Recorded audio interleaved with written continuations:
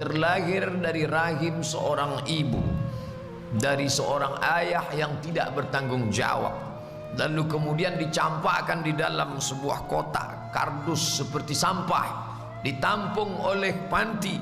Ternyata pantinya pun juga bukan orang baik-baik, dirawat tapi bukan oleh orang baik, lalu menjalani hidup yang sulit. Bayangkan, itu kehendak siapa? Dia tak pernah memilih untuk mendapatkan rahim seorang ibu yang tidak bertanggung jawab. Dia tak pernah minta supaya dilahirkan, tapi itulah hidup.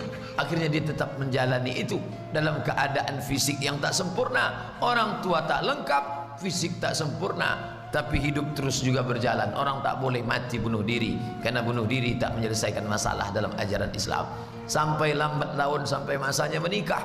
Menikah pun juga tak mendapatkan suami yang layak, mendapatkan orang yang juga tak bertanggung jawab. Sudahlah orang tua tak lengkap, tak sempurna, mendapatkan orang tua yang tidak baik, lalu kemudian mendapatkan pendamping hidup yang tak semestinya. Dari hasil pernikahan itu dapat pula lah anak-anak yang juga tak berbakti. Apalah lagi nikmatnya hidup. Coba bayangkan, indahnya senda gurau dengan ayah dan ibu tak dia dapatkan. Nyamannya hidup di bawah lindungan, naungan seorang suami juga tak dia dapatkan. Bakti seorang anak pun tak juga diperoleh. Lalu kemudian kapan dia merasakan nyamannya, indahnya hidup itu? Kapan? Inilah kesulitan. Tapi orang beriman tak pernah mencaci maki Allah Subhanahu wa taala. Disitulah maqam yang paling tinggi. Raditu billahi rabbah. Aku ridha ya Allah. Ridha bukan berarti pasrah. Ridha bukan berarti tidak berbuat, bukan apatis. Apatis bukan ridha. Maka orang beriman itu ridhanya beda. Dia tetap berjuang. Tapi kalau dapat juga yang seperti itu, maka dia tidak berkeluh kesah. Kenapa? Karena ini akan ada akhirnya. Di mana akhirnya? Saat ruh berpisah dengan jasad. Saat itulah dia tersenyum bahwa dia diuji Allah Ta'ala dengan kesulitan, kesusahan. Ya, walanabluwannakum, kami pasti akan menguji kamu. Wabashshirus sabirin, tapi tetap engkau berikan kabar gembira kepada orang-orang yang mampu menahan lidahnya untuk mencaci maki, menyumpah serapah Allah. Siapa itu?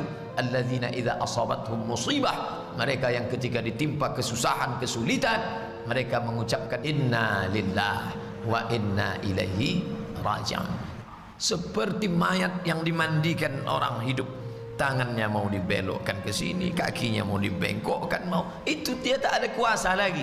Dia serahkan kepada Allah Subhanahu wa taala. Inna lillah wa inna ilaihi raji'un. La haula wa la quwwata illa billah. Itu yang kita ucapkan setiap pagi selesai salat tadi. La ilaha illallah wahdahu la syarikalah, lahul mulk. Aku tak punya kuasa, walahul hamd. Aku tak punya puji-puji, puja-puji, tak layak dipuja-puji. Apa yang aku punya? Lahul mulku walahul hamdu. Yuhyi, dia yang menghidupkan, wa yumit, dia yang mematikan. Wa huwa ala kulli syai'in qadir. Dia kuasa atas segala sesuatu. Kalau hidup ini susah, dia tak berkeluh kesah. Kenapa? Akan ada akhirnya saat ruh berpisah dengan jasad. Kalau hidup ini senang, dia tak angkuh dan sombong. Kenapa? Karena kesenangan itu pun akan berakhir. Menikah, masalah. Muncul anak, tambah masalah. Nambah ini, tambah masalah. Pergi tempat kerja, masalah. Jadi masalah. Hidup ini kalau sudah masalah, itu menengok baygon macam Coca-Cola. Naik ke menara masjid, nengok ke bawah macam sejengkal, bawaannya mau mati aja, mau terjun. Maka ada masa-masanya orang itu istirahat. Dunia sijnul mu'min. Dunia ini sijin, penjara. Dunia sijnul mu'min. Dunia ini penjara bagi orang beriman. Penjara itu kan tertahan. Makan tertahan, minum tertahan, nafsu tertahan, mau keluar tertahan. Dunia ini pun kita tertahan. Mau makan ini tak boleh, mau minum ini tak boleh, mau tengok ini tak boleh. Sedangkan di surga itu la maqtu'atu wa la mamnu'ah, tak putus dan tak tertahan. Nikmatnya tak terhenti. Apa saja yang mau dimakan, makanlah. Apa yang mau diminum, minumlah. Apa yang mau dipandang, pandanglah. Apa yang mau dinikmati, nikmatilah. Walakum fiha ma tashtafi anfusukum. Di dalamnya apa yang mau kamu mau makan, mau kamu nikmati, nikmatilah. walakum fiha ma tad'un. Apa yang mau kamu nikmati, apa yang mau kamu dapati, tak ada tahanan, tak ada batasan. Maka dunia ini disebut sebagai penjara karena kita berada dengan batasan-batasan.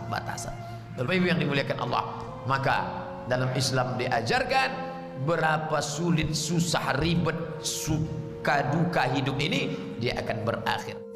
Abdul Somad sedang menasehati dirinya sendiri dengan bacaan hadis, dengan firman Allah, dengan sabda Rasulullah. Karena tak ada yang dapat mengobati hati ini selain daripada kalam Allah dan sabda Rasulullah dan zikir.